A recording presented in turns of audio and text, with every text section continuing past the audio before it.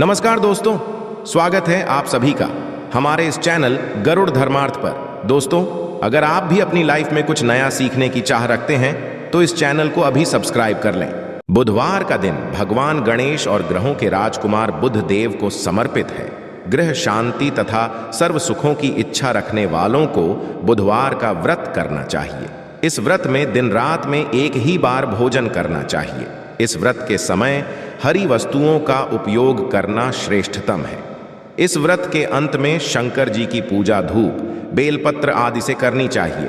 साथ ही बुधवार की आरती के बाद प्रसाद लेकर जाना चाहिए। इस व्रत का प्रारंभ शुक्ल पक्ष के प्रथम बुधवार से करें। 21 व्रत रखें। बुधवार के व्रत से बुध ग्रह की शांति तथा धन, विद्या और व्यापार में वृद्धि होती है। दोस्तों, इस वीडियो में बुधवार की कथा बताऊंगा। इस कथा को ध्यान से सुनना और वीडियो के आखिरी में 2 उपाय बताऊंगा। इस दोनों उपाय से आपके गरीबी शीघ्र मिटेगी। साथ ही इस कथा को जो दिल से सच्चे हृदय के साथ सुनेगा उसकी मनोकामना अवश्य पूर्ण होगी। दोस्तों, कथा और उपाय बताने से पहले आपसे एक निवेदन है कि हमारे चैनल गरुड़ धर्मार्थ को अवश्य सब्सक्राइब कर लें और बेल आइकॉन भी अवश्य प्रेस कर लेना और कमेंट में अपनी राशि भी छोड़ें। हम बारी बारी राशि के अनुसार उपाय भी बताएंगे। दोस्तों, एक समय एक व्यक्ति अपनी पत्नी को विदा करवाने के लिए अपनी ससुराल गया। वहां पर कुछ दिन रहने के पश्चात सास ससुर से विदा करने के लिए कहा, किंतु सबने कहा कि आज बुधवार का दिन है, आज के दिन गमन नहीं करते हैं। वह व्यक्ति किसी प्रकार ना माना और हठ धर्मी करके बुधवार के दिन ही पत्नी को विदा कराकर अपने नगर को चल पड़ा। राह में उसकी पत्नी को प्यास लगी तो उसने अपने पति से कहा कि मुझे बहुत जोर से प्यास लगी है। तब वो व्यक्ति लौटा लेकर रथ से उतरकर जल लेने चला गया। जैसे ही वह व्यक्ति पानी लेकर अपनी पत्नी के निकट आया तो वह यह देखकर आश्चर्य से चकित रह गया कि ठीक अपनी ही जैसी सूरत तथा वैसी ही वेशभूषा में वह व्यक्ति उसकी पत्नी के साथ रथ में बैठा हुआ है। उसने क्रोध से कहा कि तू कौन है जो मेरी पत्नी के निकट बैठा हुआ है? दूसरा व्यक्ति बोला, मेरी पत्नी है, इसे मैं अभी अभी ससुराल से विदा कराकर ला रहा हूं। वे दोनों व्यक्ति परस्पर झगड़ने लगे। तभी राज्य के सिपाही आकर लौटे वाले व्यक्ति को पकड़ने लगे। स्त्री से पूछा, तुम्हारा असली पति कौन सा है? तब पत्नी शांत ही रही, क्योंकि दोनों एक जैसे थे।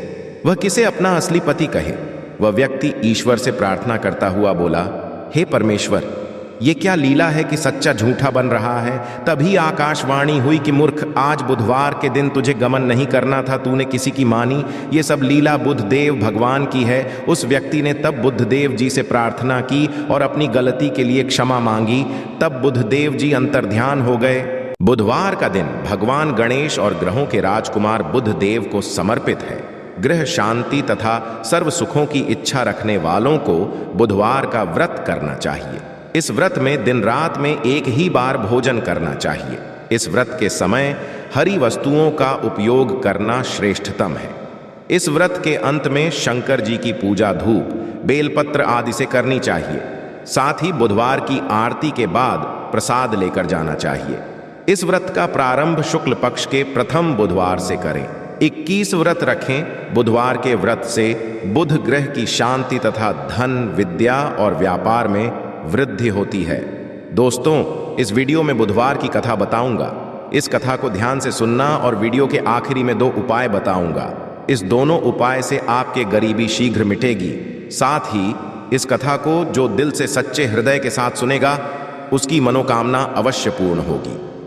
दोस्तों, कथा और उपाय बताने से पहले आपसे एक निवेदन है कि हमारे चैनल गरुड़ धर्मार्थ को अवश्य सब्सक्राइब कर लें और बेल आइकॉन भी अवश्य प्रेस कर लेना और कमेंट में अपनी राशि भी छोड़ें। हम बारी बारी राशि के अनुसार उपाय भी बताएंगे। दोस्तों, एक समय एक व्यक्ति अपनी पत्नी को विदा करवाने के लिए अपनी ससुराल गया। वहां पर कुछ दिन रहने के पश्चात सास ससुर से विदा करने के लिए कहा, किंतु सबने कहा कि आज बुधवार का दिन है, आज के दिन गमन नहीं करते हैं। वह व्यक्ति किसी प्रकार ना माना और हठ धर्मी करके बुधवार के दिन ही पत्नी को विदा कराकर अपने नगर को चल पड़ा। राह में उसकी पत्नी को प्यास लगी तो उसने अपने पति से कहा कि मुझे बहुत जोर से प्यास लगी है। तब वो व्यक्ति लौटा लेकर रथ से उतरकर जल लेने चला गया। जैसे ही वह व्यक्ति पानी लेकर अपनी पत्नी के निकट आया तो वह यह देखकर आश्चर्य से चकित रह गया कि ठीक अपनी ही जैसी सूरत तथा वैसी ही वेशभूषा में वह व्यक्ति उसकी पत्नी के साथ रथ में बैठा हुआ है। उसने क्रोध से कहा कि तू कौन है जो मेरी पत्नी के निकट बैठा हुआ है? दूसरा व्यक्ति बोला, मेरी पत्नी है, इसे मैं अभी अभी ससुराल से विदा कराकर ला रहा हूं। वे दोनों व्यक्ति परस्पर झगड़ने लगे। तभी राज्य के सिपाही आकर लौटे वाले व्यक्ति को पकड़ने लगे।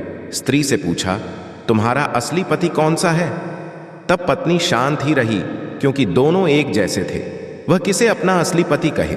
वह व्यक्ति ईश्वर से प्रार्थना करता हुआ बोला, हे परमेश्वर, ये क्या लीला है कि सच्चा झूठा बन रहा है। तभी आकाशवाणी हुई कि मूर्ख, आज बुधवार के दिन तुझे गमन नहीं करना था, तूने किसी की मानी। ये सब लीला बुद्धदेव भगवान की है। उस व्यक्ति ने तब बुद्धदेव जी से प्रार्थना की और अपनी गलती के लिए क्षमा मांगी। तब बुद्धदेव जी अंतर्ध्यान हो गए। भगवान भोलेनाथ का हाथ आपके सर पर हो जाएगा। गरीबी, दरिद्रता आपके जीवन से दूर चली जाएगी। धन आने का मार्ग चालू हो जाएगा एवं भाग्य का साथ आपको मिलेगा। सुख समृद्धि आपके घर पर अवश्य आएगी। पानी एक ऐसी चीज है जिसके लिए इंसान कुछ भी कर सकता है। मित्रों, यदि एक व्यक्ति को एक दिन भी पानी ना दिया जाए और उसके बदले में उससे कुछ भी मांगा जाए, वो सब कुछ निछावर कर देगा। एक गिलास पानी के लिए आपको बता दें, एक व्यक्ति खाने के विकल्प में पत्ता खाकर जी सकता है, फल खाकर जी सकता है, परंतु पानी के विकल्प में या पानी के दूसरे ऑप्शन के रूप में बहुत कुछ भी नहीं चुन सकता है। उस पानी चाहिए ही चाहिए, वरना बोझ नहीं पाएगा। इस भी एक अद्भुत ताकत माना गया है साइंस की लैंग्वेज में। मित्रों, यदि साइंस की लैंग्वेज में हम आपको बताया, साइंस की भाग में आपको बताएं, पानी लोगों की बातों को समझता है, पानी लोगों की भावनाओं को समझता है, पानी लोगों की फीलिंग्स को समझता है। आपने यदि पानी की सारी तरीके की बातें समझ ली और गंभीरता से समझ लिया तो विश्वास मानिए, आपको पानी के रूप में जो दूसरे कार्य होते हैं उसको आप अपने जीवन में दिन में 4 के काम में ले आएंगे। मित्रों, पुराने समय में एक कहावत होती थी कि उसके घर का पानी हम नहीं, क्योंकि आपको बता दें, जो बुरे लोग होते हैं उनके घर का यदि आप पानी पीते हैं तो आपके ऊपर नेगेटिव शक्तियां वास करने लगती हैं। इसीलिए पुराने समय के लोग बार बार कहते थे कि हम उनके घर का पानी नहीं देंगे, वरना हमारे साथ भी बुरा होना चालू हो जाएगा।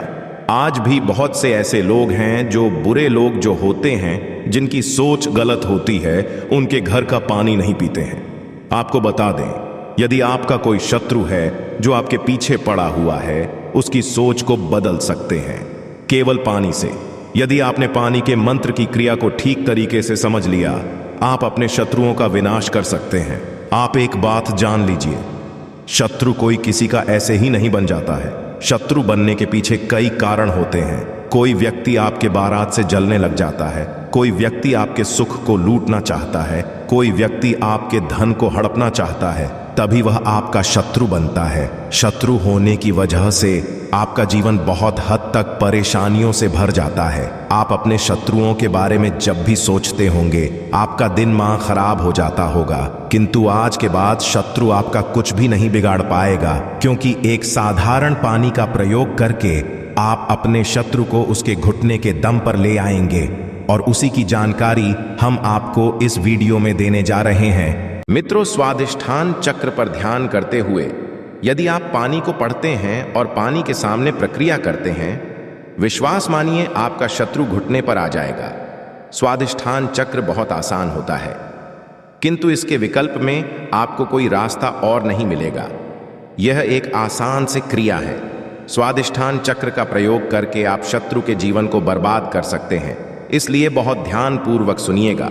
जो भी जानकारी हम आपको देने जा रहे हैं, मित्रों, आपका शत्रु हमेशा यही चाहेगा कि आप बर्बाद हो जाएं, आपके जीवन सुख समृद्धि और भाग्य के साथ चला जाए, और वो किसी न किसी तरीके से आपको नुकसान पहुंचाने बारे में रातों दिन सोचता होगा।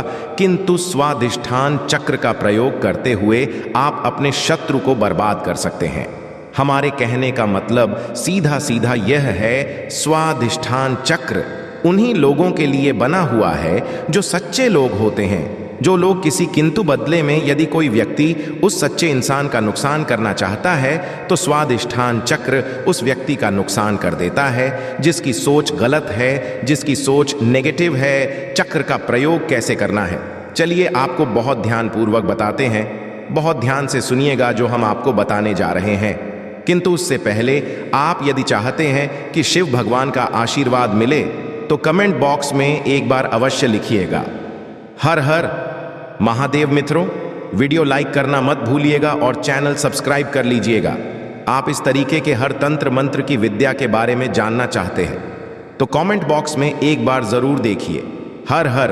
अब आप कम समय नष्ट न करते हुए आपको आसान भाषा में बता दें स्वादिष्ठान चक्र का यदि आपको प्रयोग करना है और आप चाहते हैं कि आपका शत्रु बर्बाद हो जाए तो आपको एक तांबे का गिलास लेना होगा। ध्यान रखिएगा, स्टील और कांच का गिलास मत लीजिएगा, ये चेतावनी है, वरना स्वादिष्ठान चक्र का जो प्रकोप होगा वो आप पर भी आ सकता है। यदि आपके पास तांबे का गिलास नहीं है और आप मिट्टी के गिलास का इंतजाम कर सकते, ये बहुत अच्छा विकल्प है। आपको कुछ भी नहीं करना है, आपको इस गिलास को लेना है, इसमें पानी पूरी तरह से भर लेना है, इसमें अपनी परछाई को देखना है। ध्यान रखिएगा, जब स्वादिष्ठान चक्र का आप लोग ध्यान लगा रहे हो, आपके पैर में चप्पल ना हो, आप नंगे पांव जमीन पर खड़े हो, मतलब धरती से आपका अब छूना चाहिए, धरती से आपका पास कनेक्ट होना चाहिए। स्वादिष्ठान चक्र आपको आधे घंटे तक स्मरण करना होगा। बोलना, यह प्रक्रिया केवल आपको 7 दिन करनी है, सुबह और शाम। सुबह 7 बजे से पहले, शाम को 7 बजे के बाद। यह प्रक्रिया यदि आपने कर ली, आधे घंटे तक आपको करना है। ये 7 दिन तक आप मानिए जो आपका शत्रु होगा वो आपके नाम से भी डरने लग जाएगा। यदि वह आपके बारे में गलत करने के लिए प्रयास करेगा, उसकी बर्बादी चालू हो जाएगी। आपको बता दें, आपका शत्रु आपके बारे में सोच सोचकर घबराना चालू हो जाएगा। वह आप जब भी देखेगा अपना रास्ता बदल लेगा। स्वादिष्ठान चक्र हिंदू पुराणों के हिसाब से शत्रुओं के लिए सबसे खतरनाक चक्र माना गया है। स्वादिष्ठान चक्र का प्रयोग बहुत सावधानी पूर्वक आप लोग करिएगा। मित्रों, ध्यान रखिएगा, तांबे के लोटे और मिट्टी का जो भी गिलास होता है में आप लोग इसका ध्यान लगाएगा। स्वादिष्ठान चक्र का प्रयोग करके आप अपने शत्रुओं को पूरी तरह से बर्बाद कर सकते हैं। सबसे पहले आप लोग एक बात जान लीजिए कि बहुत से लोग ऐसे होते हैं जो ये सोचते हैं कि स्वादिष्ठान चक्र का प्रयोग करके हमने नेक आदमी का जीवन बर्बाद कर सकते हैं। तो आपको बता दें, स्वादिष्ठान चक्र कभी भी ऐसा नहीं करता कि किसी भी ने जीवन को बर्बाद करें। स्वादिष्ठान चक्र केवल बना हुआ है शत्रु की बर्बादी के लिए, नेगेटिव ताकतों को रोकने के लिए। इसलिए यदि आप लोग स्वादिष्ठान चक्र इसलिए प्रयोग करना रहे होंगे क्या आप एक भले इंसान का जीवन बर्बाद कर दें, तो ध्यान रखिएगा वह कभी भी ऐसा नहीं करेगा। किंतु यदि कोई भी इंसान आपके पीछे पड़ा होगा, आपको बर्बाद करना चाहता होगा, तो स्वादिष्ठान चक्र उसकी बर्बादी कर देगा। मित्रों, अब आपको जो हम बताने जा रहे हैं वह बहुत ध्यानपूर्वक सुनिएगा, क्योंकि यदि आप लोग कर्जे से परेशान चल रहे हैं, आपके घर में पैसे आने का स्रोत बंद हो गया है, आप लोग बहुत ज्यादा तंग आ चुके हैं, कैसे अब अपने जीवन को आगे बढ़ाया जाए, तो इसके लिए आपको एक मंत्र जाप करना होगा, जिसके बारे में अब आपको हम बताने जा रहे हैं। मित्रों, आपको बता दें कि यदि आप लोग अपने जीवन में बहुत ज्यादा परेशान हो चुके हैं, गरीबी से, दरिद्रता से आपका व्यापार नहीं चल रहा है, पैसे आने का रास्ता बंद हो गया है, तो इसके लिए जो मंत्र का जाप करना होगा वह होता है श्री श्रेणी बीज मंत्र का जाप करके आप अपने जीवन में चुंबक की तरह को आते हुए देखेंगे। आप अपने जीवन से दरिद्रता, गरीबी हो जाते हुए देखेंगे। भगवान भोलेनाथ और माता लक्ष्मी का आशीर्वाद आते हुए देखेंगे। आपका जीवन सुख और समृद्धि से भर जाएगा। जैसा पहले आपको वाले मंत्रों में बता ही दिया था कि जो भी पहली क्रिया थी उस क्रिया के अंतर्गत आपको पहले 7 बजे से पहले उन मंत्रों का जाप करना था, किंतु इस मंत्र में सब कुछ उल्टा है। इसमें 7 बजे के पहले 9-7 बजे के बाद मंत्र का जाप करना है। श्रीमिंज मंत्र जो होता है, इसका जाप करने के लिए आपको एक क्रिया अलग तरीके से अपनानी होगी। मतलब जितनी बार आप पानी पिएंगे उतनी बार आपको श्री बीज का जाप करना होगा, वो भी 2 मिनट तक आपको करना होगा। आपके मन में ये सवाल अवश्य आ रहा होगा कि हर बार हम कैसे इसका जाप सकते हैं, इसलिए हम आपको हम इसका विकल्प बताने जा रहे हैं और शरीर बीज का काम कैसे होता है वो भी बताने जा रहे हैं। इसलिए वीडियो बहुत ध्यान से देखिएगा और करते ही भी स्किप या मिस ना कीजिएगा। आपको बता दें, क्षीण बीज मंत्र जो होता है वह ऐसा मंत्र होता है जो सीधे सीधे बाबा भोलेनाथ के लिए आप लोग जपते हैं और बाबा भोलेनाथ का आशीर्वाद मिलता है। माता लक्ष्मी का भी इसमें आशीर्वाद आपको मिलता है, इसीलिए धन आने के रास्ते खुल जाते हैं।